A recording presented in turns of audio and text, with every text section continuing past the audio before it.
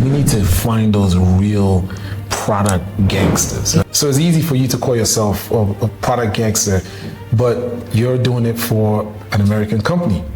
But what about the homegrown, what about the legends on the continent? How do we get them out there? That's the mindset. The mindset is we are going to discover, we're going to nurture, and we're going to unleash that talent. And when you unleash them, it's not like, okay, you're on your own. You are now part of the PLA community. We have wicked problems on the continent. Hi, good afternoon, good evening, good morning, wherever you're in the world. My name is Joanna Steele.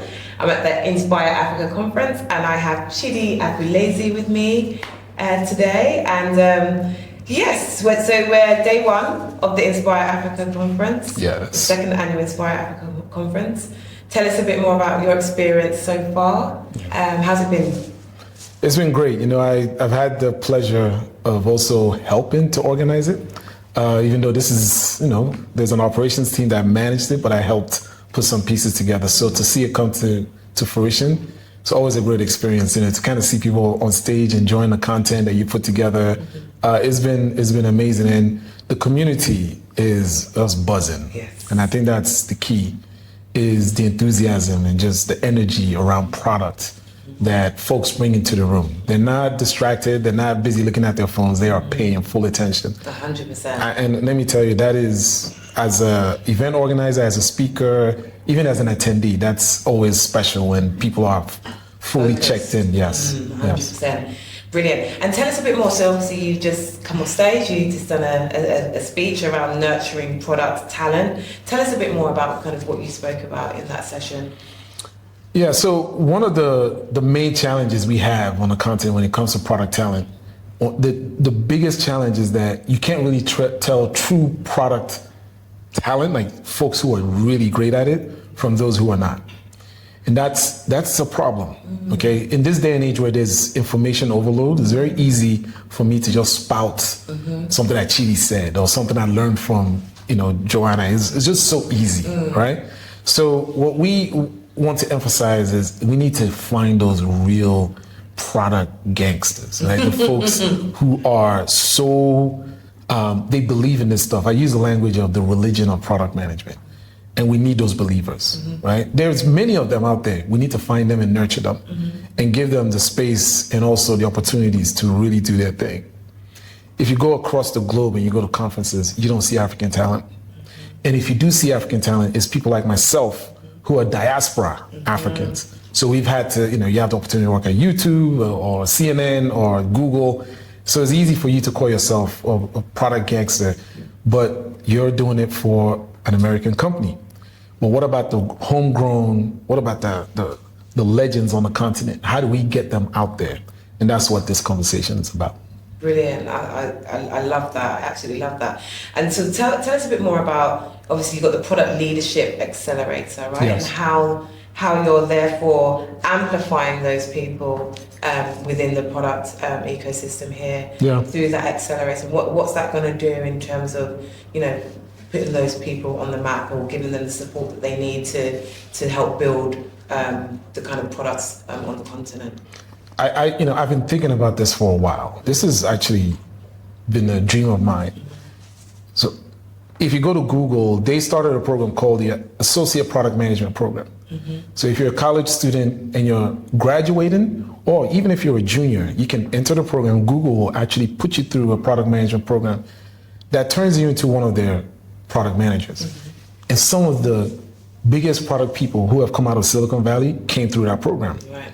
And so for me, I'm thinking, wait a minute, so why can't we do something like that for the Pan-African community? And you'd be surprised, there's been nothing like that.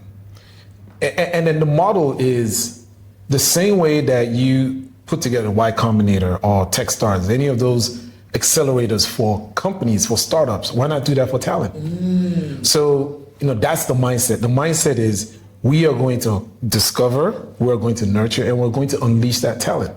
And when you unleash them, it's not like, okay, you're on your own. You are now part of the PLA community, just like you're a part of the YC community, or if you want to even use a Harvard Business School community, something like that. And then what you're doing is not only do you have individuals, but you have a community that starts to coalesce and coalesce. Before you know it, these legends start popping out, and then they start dragging along their fellow PLA alum, but also non-PLA alum. That's really the vision. And you can imagine some of them sort of, building products together, right? Oh, absolutely. Yeah. That's the goal. Yeah. Because the one thing, the myth is that there's not one entrepreneur who has built anything by themselves. And there's not one superstar product person who has built anything by themselves. So when you build that community, this their strength is really on discovery, or their strength is on delivery, or their strength is that. So at some point, you're going to start to see that coalescing around problems. And one of the things I said on stage was, we have wicked problems on the continent. Wicked. I'm using my accent very strongly. And so why not, we have people who are already attacking them, but why don't we find that extra ginger, right? That we can inject, that rocket fuel that we can inject into some of these folks, so that they don't have to start companies.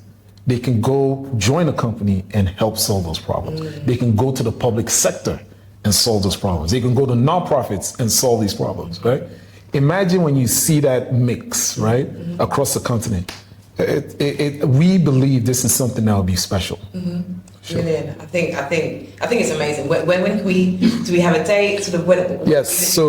Yes, absolutely. Q1 2025.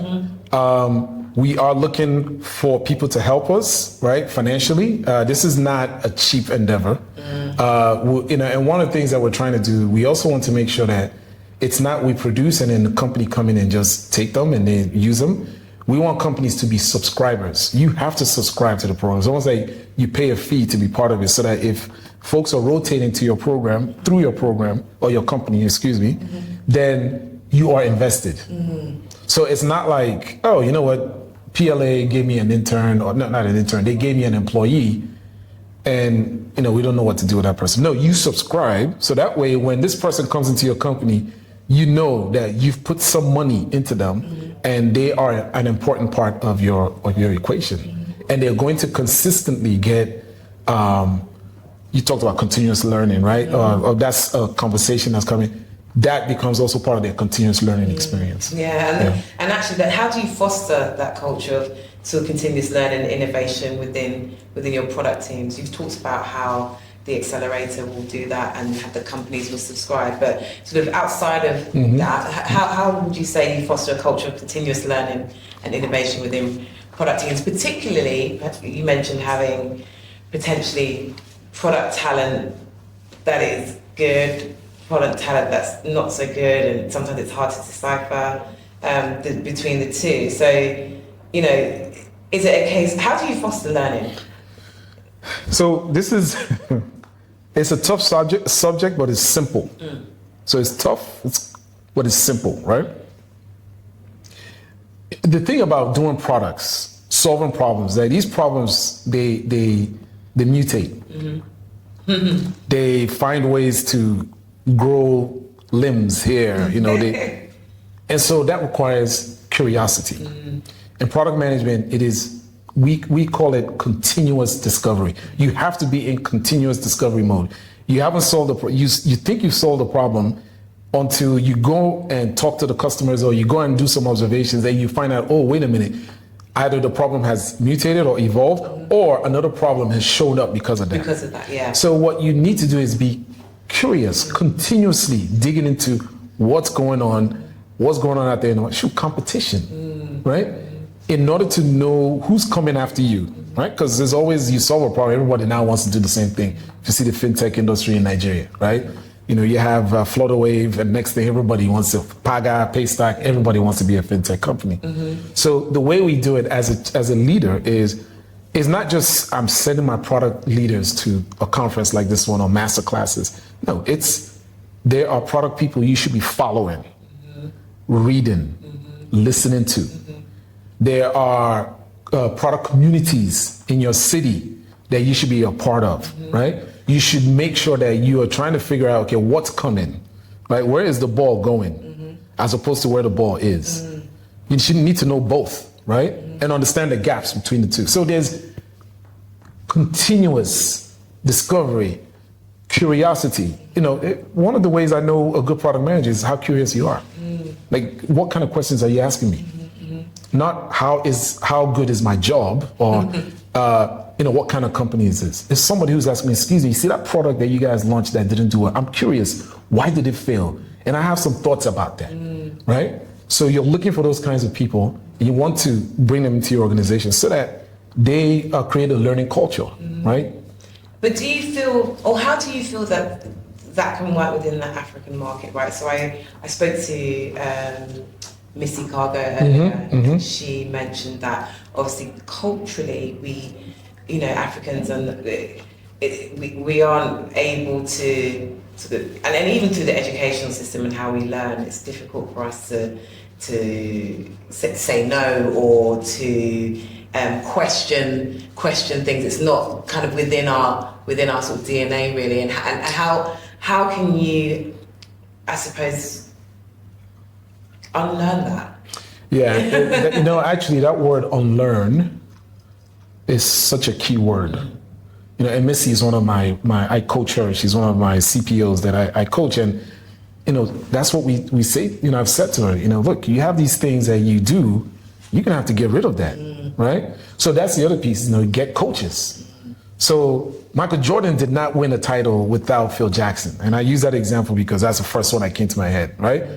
You need good coaches. You need people who inspire you to do things differently. It doesn't matter how talented you are. It doesn't matter how existential you are in terms of your role as a product person.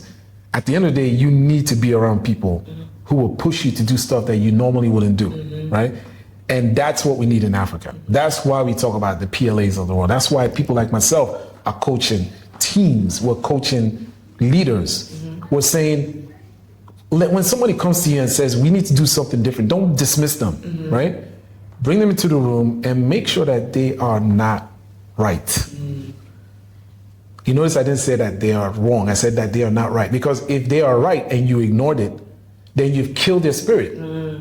So I think to answer your question, it's really about, on the continent, especially with Gen Zs, we're starting to see the Gen Zs are a lot, it's a digital generation. They didn't know anything. They're very suspicious of the older people, right? So if we give them wahala, they're like, okay, I need to go learn from somebody else. So inherently, you're seeing that curiosity inspire a lot of creativity in teams. But I would say in general, we need people who can establish learning cultures, allow the learning to thrive. And also, number one, that's the whole no thing. If they fail, don't kill them, right? Don't turn them into pariahs because they fail. Failure is one of the best ways for us to learn. And I think that's where we have some opportunities. Brilliant. Chidi, it's been a fantastic conversation.